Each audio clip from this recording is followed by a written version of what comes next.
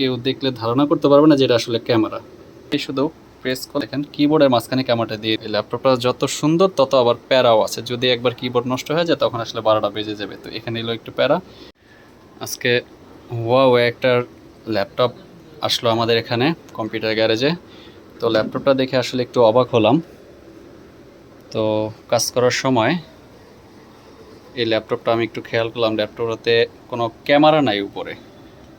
তো কোনো ক্যামেরা নেই, আসলে ভাবতেছি যে ক্যামেরা ছাড়া এত সুন্দর একটা ল্যাপটপ, মানে একটু বিবেচনা করা মুশকিল যে আসলে একটা সুন্দর একটা ল্যাপটপ, কি আপডেট মডেলের একটা ল্যাপটপ, আপডেট ভার্সনের। তো সেটাতে ক্যামেরা নেই, এমনকি ডিসপ্লে অনেক বর্ডারলেস, বর্ডারটা অনেক স্লিম।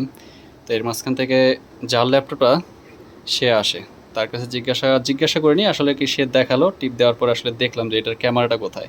তো হুয়াওয়ে যেটা আছে তারা আসলে খুবই টেকনোলজিটা কীভাবে কোথায় ব্যবহার করছে দেখেন, কিবোর্ডের মাঝখানে ক্যামেরাটা দিয়ে দিছে। কোথায়? এই যে এখানে। এখানে কেউ দেখলে ধারণা করতে পারবে না যে এটা আসলে ক্যামেরা। ওকে, ক্যামেরাটার সিস্টেমটা কি সেটা দেখে আসলে একটু অবাক হওয়ার মতো। এটা প্রেস করলে এই বাটনটা বের হয়ে যায়।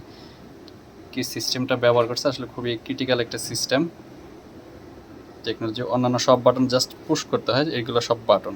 আর এটাই শুধু প্রেস করলে ভিতরে চলে যায়, দিলে আবারও খোলে। তো যাই হোক, এই ল্যাপটপটা আসলে বাংলাদেশি ল্যাপটপ না, বাহির থেকে আসছে। বাইরে কোন দেশ থেকে আসছে যেন? মালয়েশিয়া থেকে আসছে। তো এই ল্যাপটপটা যত সুন্দর তত আবার প্যারাও আছে, যদি একবার কিবোর্ড নষ্ট হয়ে যায় তখন আসলে 12টা বেজে যাবে। তো এখানে এলো একটু প্যারা। যাক, বিষয়টা দেখে খুবই অবাক লাগলো। আসলে তাদের সিস্টেম কার্যকারিতা খুবই দেখতে ভালোই লাগে।